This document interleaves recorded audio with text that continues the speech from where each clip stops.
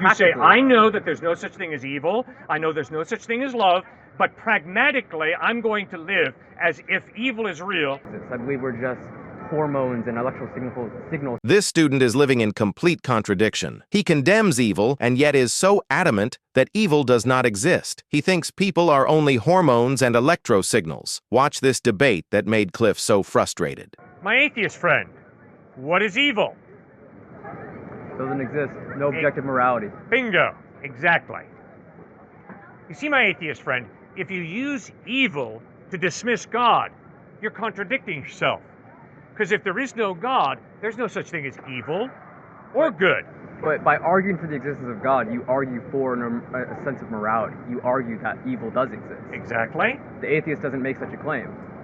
Correct. But if the atheist is so bummed out about evil, my question is, what are you so bummed out about? Makes you feel bad. What is. What is.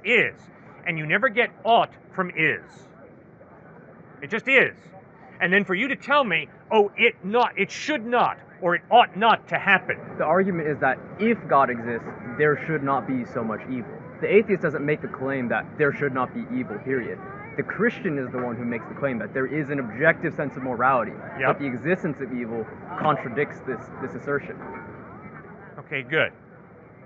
Maybe it's not too obvious, but what I'm trying to do is, I'm trying to go right to the heart of the atheist and say, you know that evil is real. And guess what? The only way it can be real is if there is some type of God. I cannot subscribe to Christianity in good conscience while acknowledging that evil exists. Yeah, but don't you see so many of the words you use? Good conscience. I can't subscribe to Christianity in good conscience if evil exists. What is conscience? I'm a phenomenalist. I don't believe consciousness exists. I believe we're just hormones and electrical signals running through the brain. I don't believe any of that. Good. Then if that's true, and I haul back and smack him in the face, that's just my electromagnetic reactions going off in my head. And so I had to hit him in the face because that's the way I'm programmed by my chemicals. Absolutely. I'm a determinist too. Okay. I think that we shouldn't do that because I think that humans are productive, organisms that can build things, that can improve quality of life. Right? And so I don't argue for morality. I argue that that doesn't mean that we shouldn't punish people who do bad things. That doesn't mean that there are not wrongdoings in the world. But where do you get off punishing me if my electrical reactions make me hit him?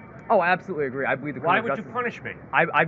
I use the word punishment in a sort of colloquial sense. I believe the criminal justice system is completely flawed and that it gives you responsibility for your actions. I don't believe that's the case. I believe that the criminal justice system should be focused on rehabilitation, not punishment. I'm asking you questions about how the problem evil jives with your worldview. You bet. And very fair. And you gave a very respectable answer. You don't have a good answer, and that's perfectly fine. If you can subscribe to a worldview with such a major problem that you don't have an answer to, by all means, your personal experience has led you to that. But I can't do that. It's not convincing to me. I know. And I predicted that's exactly where you would go. That's why I bent over backwards on my first point to show you your abhorrence over evil shows me you can't be a consistent relativist. Because you are too wedded to the existence of evil. And you see, so what I'm obviously first trying to do is, I'm trying to drive a wedge between what you feel and what you believe. Your intellect and your emotions. And I'm saying... I'm an epiphenomenalist. I don't believe that what I feel is real. I don't believe that consciousness is anything more than just, the sound of the whistle from the engine. It's not anything more than that. Okay, but sir, I don't think you can live that out. I can. I do. Okay, how on earth do you live that out? When it comes to a relationship with a man, a woman, a parent, It's the same way we use the words night and day to describe the rotation of the Earth. Night and day are not objectively true concepts. The universe doesn't care about night and day. We use those words as shortcuts because they're useful and practical. So that doesn't mean night and day are real things. I believe the same thing about consciousness. I believe it's a pragmatism. Then why are you using human language with me right now? If night and day do not mean anything, why are you using human language with me now? Language doesn't mean anything, does it? It doesn't. It's just sound waves, but it's a way sound waves, exactly. It's a way we can convey information. I don't think that's contradictory to my worldview.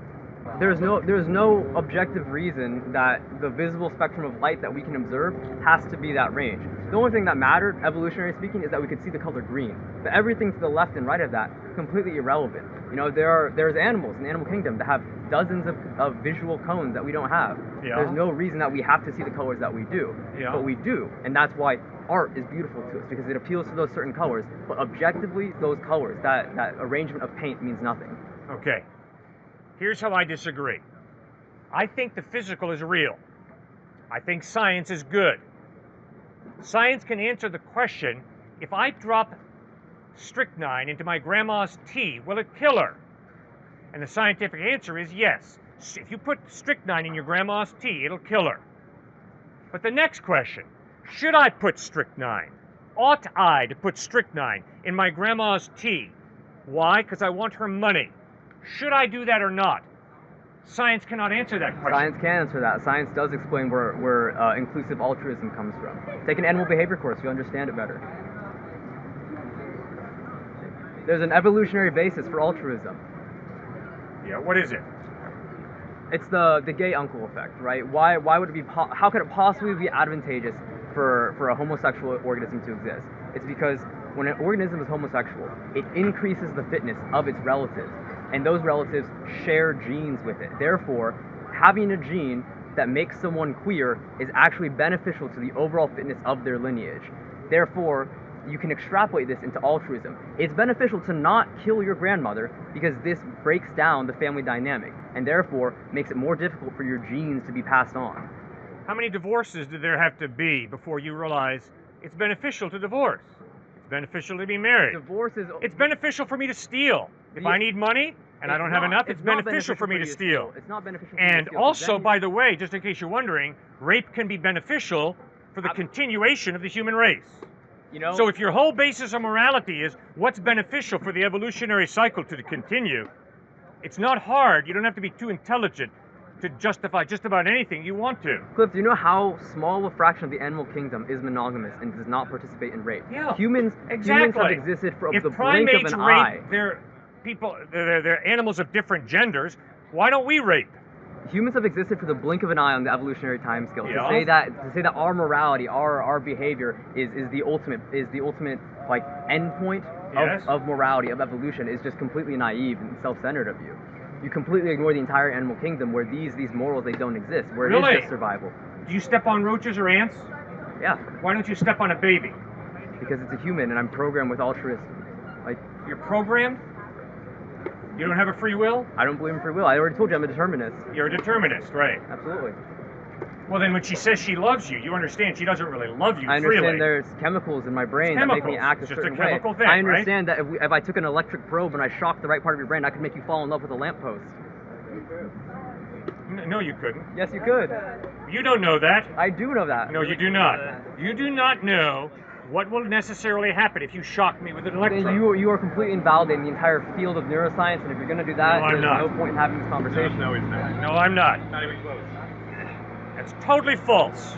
There's these rats. Incredible right? generalization you just made there, sir. It's totally erroneous. There are these rats that display an abnormal amount of maternal care for a rodent species. Rodents in general, they sort of leave their young to just, fend for themselves. But this specific species is known for giving a disproportionate amount of maternal care. Yeah. You could call that love, right? No. I've never had a good discussion with a rat. I don't have the faintest idea whether a rat can love or not. Oh, there's studies, good. Well, I've bred golden retrievers with my wife. We've had horses. We got a lot of mice in our house. I've never had a good conversation with any of them. My point. And for me to insist that an animal can love, I disagree with your definition of love. I am convinced that I don't have to love him. I don't have to love my children. I can be a deadbeat dad. I can hate him. Absolutely. Or I can choose to love him. It's up to me. And guess what? I'm so convinced of that I'm going to hold him responsible for whether he loves her or hates her. Let me finish the point I was trying to make. Go ahead. Mm-hmm. What you call love, if we take a sample of the brain tissue and you see increased levels of oxytocin, what do you think happens to someone who is missing their oxytocin receptors? What do you think happens to someone who can't produce oxytocin? Do you think they are still capable of love? Yes. Studies we have Yes. suggest that they aren't. The They studies we are have still suggest that they to are a lesser extent. to a but lesser they still extent. Are. So Thank you. So to a the lesser love, extent. the love is rooted in the physical. You admit that. Of course, the body is real. Of course, if you would do a lobotomy on me, you're going to change my behavior. Exactly. That's obvious. But the point is, when you've given me the chemical analysis of my brain, you've not said everything there is about me. I disagree. I totally disagree with I you. think if we could simulate a human brain neuron for neuron, molecule for molecule, that would be identical to you. called I think a it'd robot. be indiscernible. Is And there a difference between a robot and you? no, I don't think so. If it's I a sophisticated disagree. enough robot, see, that's where we disagree. You believe in the soul. You believe there's something more to us than the physical. That's right. I don't. I've seen nothing compelling enough to suggest me that there is. Right. But you've argued about evil out here. I've argued that if you argue God exists, evil must exist, and if evil exists, it contradicts the idea of God. I have not argued for the objective existence of evil. You've lived your life as if evil is real. Pragmatically. People, What do you mean pragmatically? People make me feel bad, and so it's easy to label them as evil. It's a pragmatism, but objectively, that's not true. Objectively, when I form my worldview, I can't incorporate that into my worldview. So in spite of what you know, you're living in fantasy land. I'm not living fantasy Yes, you land. are. I'm living You practically. say, I know that there's no such thing as evil. I know there's no such thing as love. But pragmatically, I'm going to live as if evil is real and as if love is real. You're Absolutely. living in fantasy When land. someone cuts me You're off when I'm taking the driving. drug. You're taking the Kool-Aid. When someone cuts me off when I'm driving, I get mad at them, but intellectually I know they probably got somewhere to be. Maybe their kid was just born in the hospital. I'm sure there is a reason why they did that. That doesn't stop me from getting angry in the moment. You know why? Because I don't have free will. I can't control my emotions. I can't control what I feel. You can't control your emotions. No one can. You can't be patient or impatient. No. You can't love or hate. You can't control choose which to emotions forgive you feel or to in the seek moment, revenge. your reaction. You can't Are you control- kidding me? You cannot control your immediate reaction. Oh, I promise you, you can. If someone punches you in the face, you're going to control yourself and not get angry, at least for a split second. No, that's not. If I experience the emotion of anger, there's nothing wrong with that. The question is, do I have a free will to handle my anger or not? That's not what I'm saying. That's what I am saying, obviously. That's not what I'm saying. I'm saying that your snap reaction, that initial emotional response, is not something under your control. I'm saying it is. No. What I do with it is my decision. I'm not talking about what you do with it. I'm talking about your. Well, that's what I mean when I say free will. I'm talking I about know the that I initial understand arousal that of my emotion. sex drive I don't have any control over, in the sense that I have a sex drive. Okay, I don't control whether I do or don't.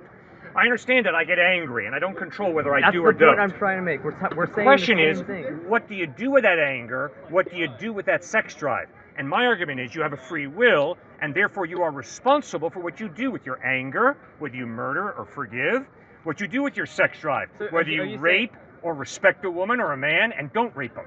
So I guess in response to my original question, the problem of Yes. evil, are you saying that free will is the source of evil? Well, by gollies, I'm glad we got back there. You're absolutely correct. You are perceptive.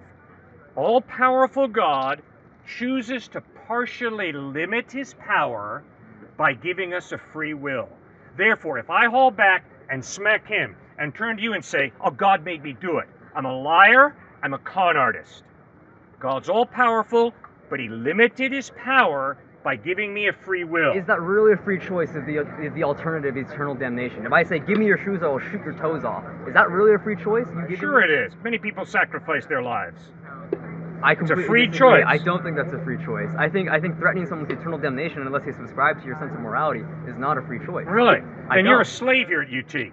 Because UT has told you that if you flunk, they will kick you out of this university.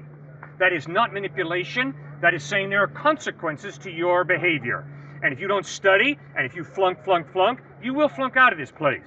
And for you to look back at the University of Texas and say, oh, that's just raw manipulation. You're threatening to expel me. So therefore, that's how you're motivating me to study. That is so intellectually dishonest, it's scary. I completely agree. I think capitalism removes that choice from people if you want to argue that there's free will. I think that the idea that you need to get a degree, that you need to make money in order to survive, it takes away people's choice. I completely agree. Is there free will in heaven? Yes. So Free I will in can heaven. choose to rape and murder and steal in heaven? Yep. Doesn't sound like heaven to me. It just sounds like here, Good. with more steps. Well, in heaven, you're not going to have any desire to rape and steal. So you're Because saying in that- heaven, you want to live with God, not separate from God. So you're saying that God is capable of creating humans that have free will but are unwilling and do not have the desire to perform evil. So why is that not everyone on earth? We're born broken. Because mom and dad rebelled against God. Adam and Eve rebelled against God. We're born broken, as Eugene O'Neill put it. So Life is about healing. The grace of God is the glue. This whole skyscraper of free will is built on this foundation of original sin. No, not at all. That's not what I said. Free will comes from the fact we're created in the image of God. God is a free being with a will.